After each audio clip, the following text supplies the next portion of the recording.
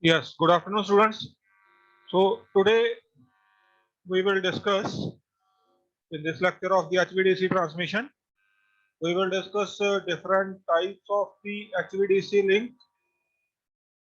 What are the various factors which are required for the planning of the HVDC line, and then after that, modern trends in the HVDC line. That means what are the various factors which are presently we are studying or in research for more utilization of the HVDC transmission line. Right.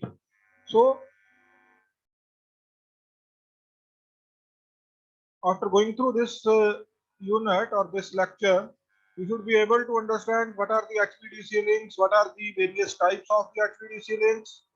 Then after that, factors to be considered for planning of the HVDC line. And then after that, modern trends in the HVDC line. Right. So first of all, what are HVDC link? HVDC link is a you may say device. HVDC link is a device which may be used to interconnect two different HVDC lines. Right? HVDC link is a device which may be used to connect two different HVDC lines, and it is made up of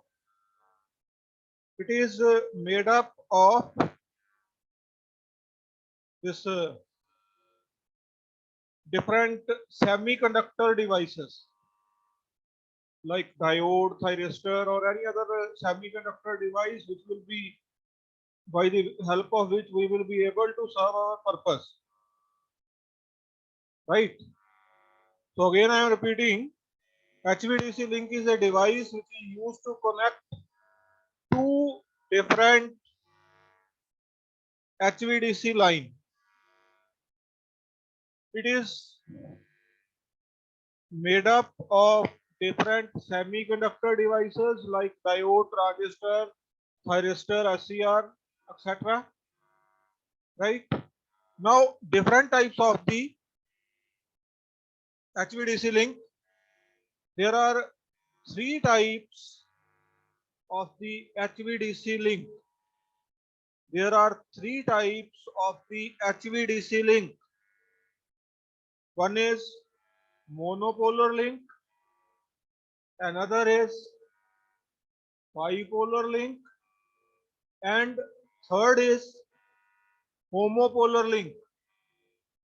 Monopolar, bipolar, and homopolar. These are three different kinds of the HVDC link. Or you may say that HVDC configurations may be divided into three parts. HVDC configurations may be divided into three parts: monopolar link, bipolar link, and homopolar link.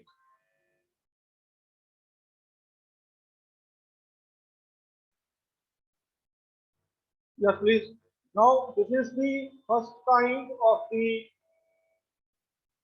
circuit diagram for the first kind of the DC link, that is the monopolar DC link.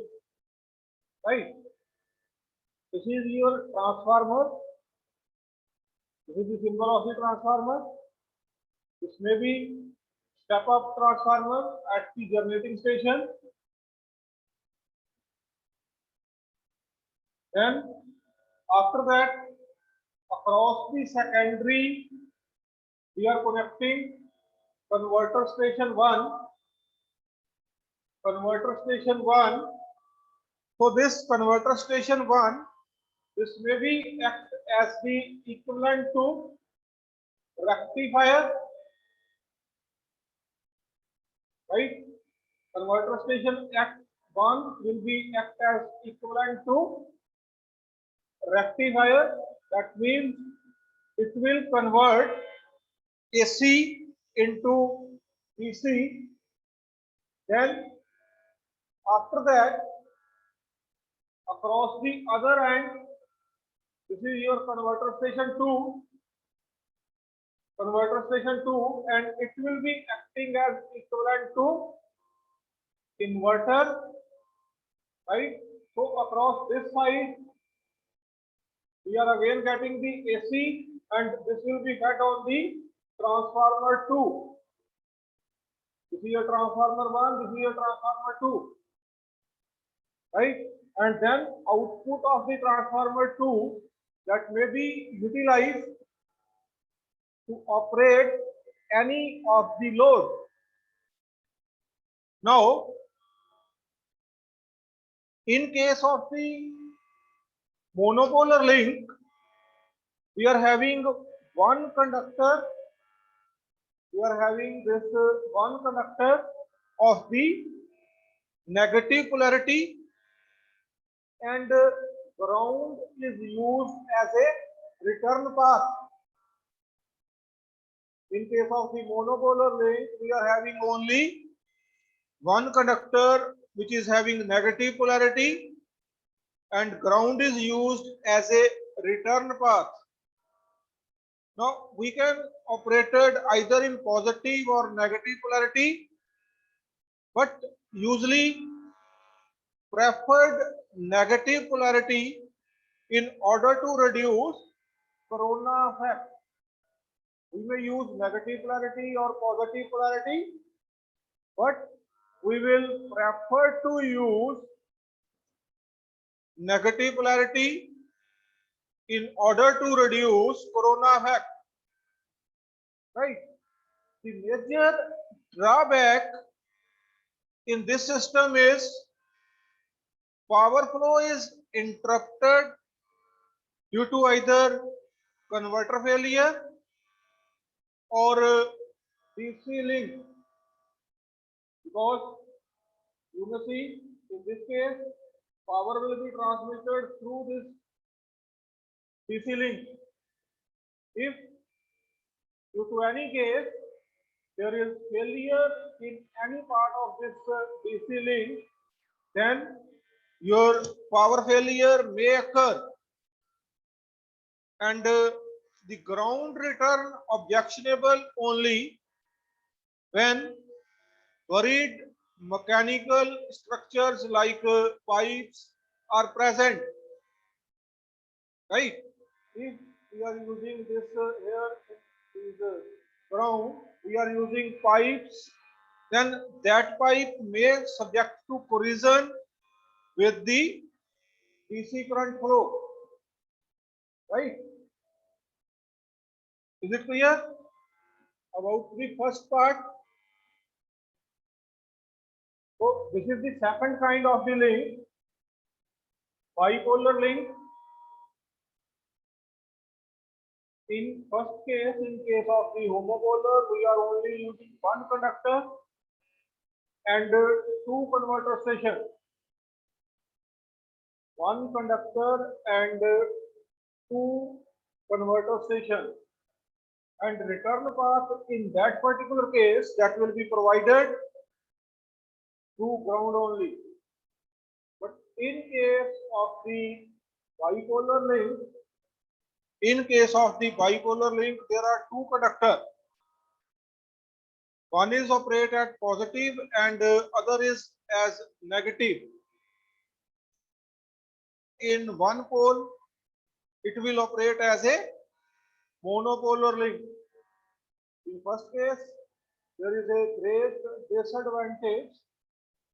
In first case, there is a great disadvantage that only one conductor is used in case of any fault. We are just having drawback that it may be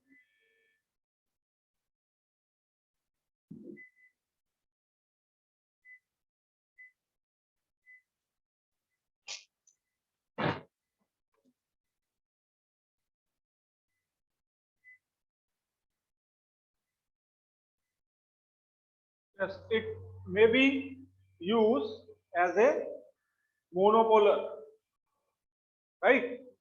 So in this particular case, you may see that this is your transformer 1 and this is your converter station 1, converter station 2, right? This is for the positive polarity, and here it will be grounded. Then after that, this is the second transformer. In this case here, we are just converting AC into DC, and here it will be DC into AC. Similarly, this is for the second set, or the second set of the bipolar link. So in case if one of the part will fail to operate, we may use the same circuit as a monopolar link. So this is very popular link in HVDC. Bipolar link is very popular link in HVDC. Is it clear?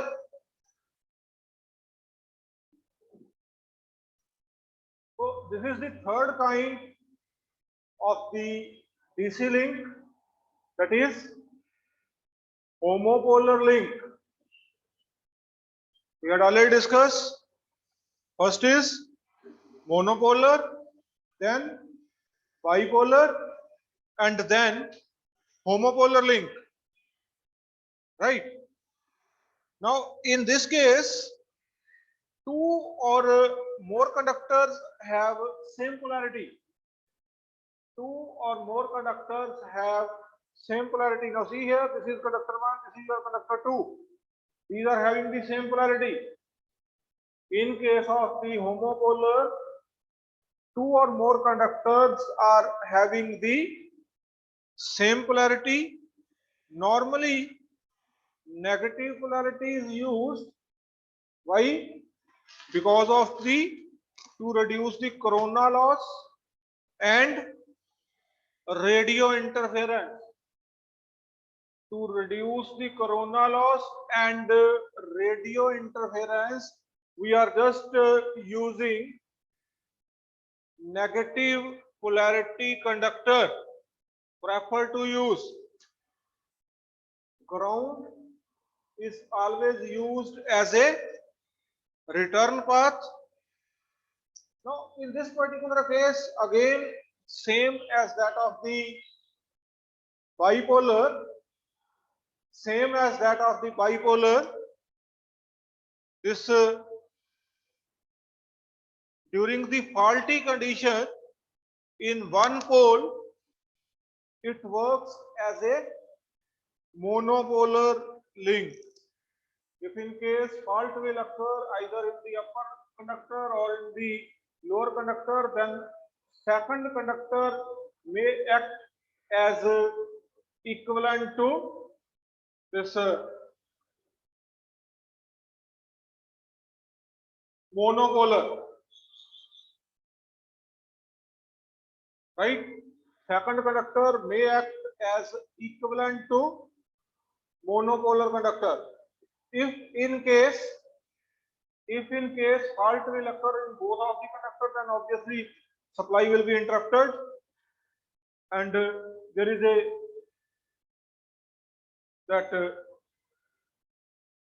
breakdown, right?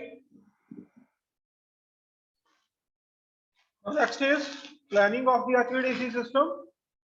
The system planner must consider DC alternative in transmission expansion, right? The factor to be considered for the planning of the HVDC transmission system are cost, technical performance, and reliability, right? So generally, technical performance and reliability are considered as the constraints to be met, and the minimum cost option is selected among various alternatives that meet the specification on technical performance and reliability, right? The consideration in planning for at DC depends on the applications. Two applications can be considered. One is for long distance bulk transmission, right? One is for long distance bulk transmission, and second is interconnection between two adjacent systems, right?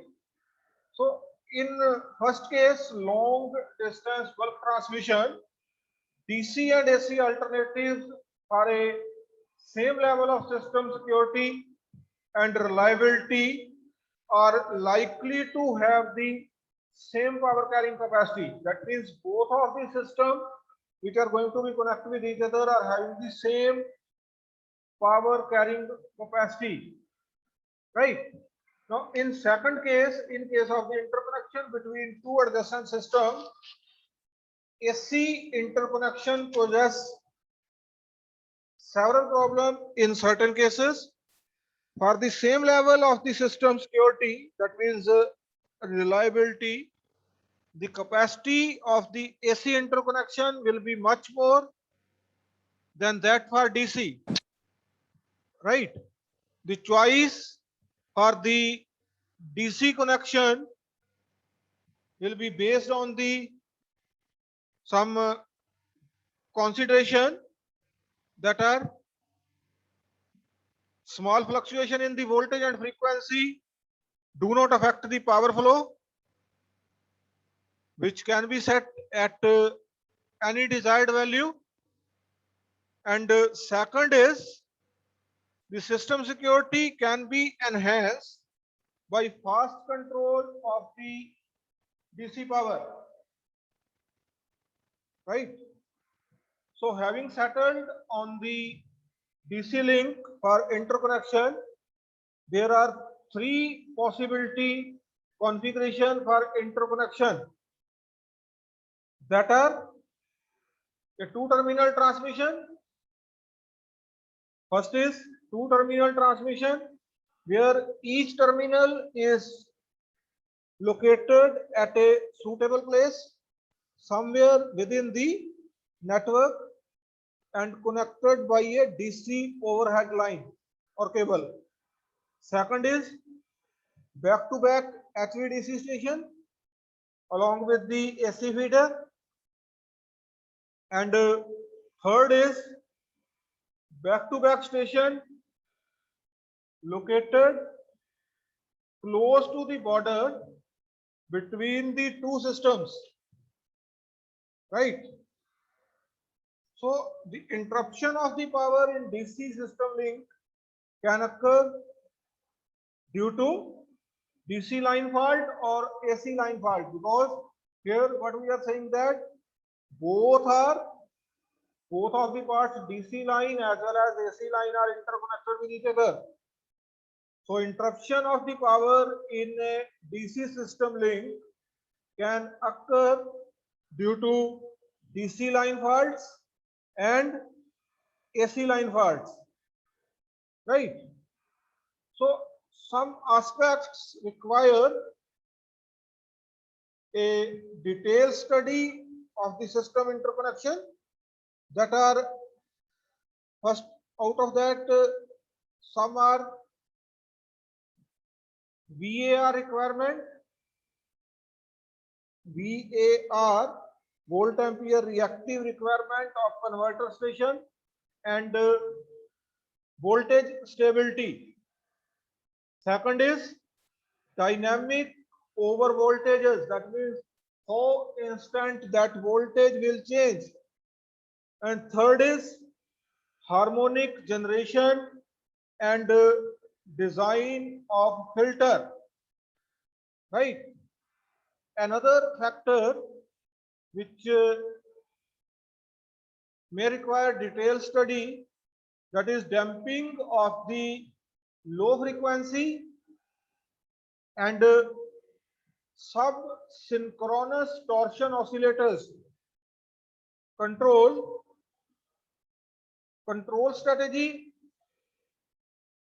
should be as to improve the overall system performance, we will have to select such a control strategy which will be able to improve the overall system performance of the HVDC transmission system. Yes. Now next is modern trends in HVDC technology. Modern trends are used to reduce the cost of the converter station while improving the reliability and performance. Right. So first is that power semiconductor and valve. This one, power semiconductor and valve. Now under this, the cost of the converter can come down if the number of devices to be connected in series and parallel can be brought down. Because we are aware that if we want to increase the voltage carrying capacity of the overall converter, we will have to connect number of that thyristor valve in series. And if we want to increase the current carrying capacity of the device, we will have to connect number of devices or number of thyristor valve in parallel. Right? The size of the device has gone up to 125 mm and there is no need for parallel connection. Now the increase in the current rating of the device has made it possible to provide higher overload capacity at a reasonable cost and reduce the factor. The voltage ratings are also increased. Now, to improve the reliability of the converter operation, we are using light trigger thyristor, LTT. Light trigger thyristor improve the reliability of the converter operation. That means we may use LTT, light trigger thyristor, to improve the reliability of converter. The cost of the valve will reduce by application of material like zinc oxide, gapless arresters, and protective firing method. Right? Cost of the valve may reduce by the application of zinc oxide, gapless arrestor, and protective firing method. Now, another is converter control. The development of the microcontroller based. Now, presently we are using this microcontroller based converter control equipment. Right? So that means the development of the microcomputer based converter control equipment has now made it possible to design systems with completely redundant converter control with automatic transfer between systems in case of a malfunction. Right? Microfunction based control also has a flexibility to try adaptive control algorithm or even the use of expert system for fault diagnosis and protection. Right? Next is that DC breaker. The development and testing of the prototype DC breaker will be possible to go in for tapping an existing DC link or the development of new MPDC system, the DC breaker ratings are not likely to exceed the full load rating, as the control invention is expected to limit the fault current. Right. Next is conversion of the existing AC line. The constraint on ROW are forcing some utilities to look into the option of converting existing AC circuit to DC in order to increase the power transfer limit. Right of way is the major constraint for AC. Right? What is right of way? Wherever that AC transmission line is installed, below that land will not be utilized for any purpose due to high current carrying capacity of the transmission line, and this right of way ROW will be comparatively less. That means the less space will be bonded in case if we are using DC transmission line, right? So if we are using DC transmission line, then in that particular case, more space is available for other work. Now next is that operation with weak AC system. Now the strength of the AC system connected to the terminal of the DC link is measured in terms of short circuit ratio. What is short circuit ratio? This is the ratio between short circuit level at the converter bus to the rated DC power. Again, I am repeating, what is SCR, short circuit ratio? Short circuit ratio is the ratio between short circuit level at the converter bus to the rated DC power.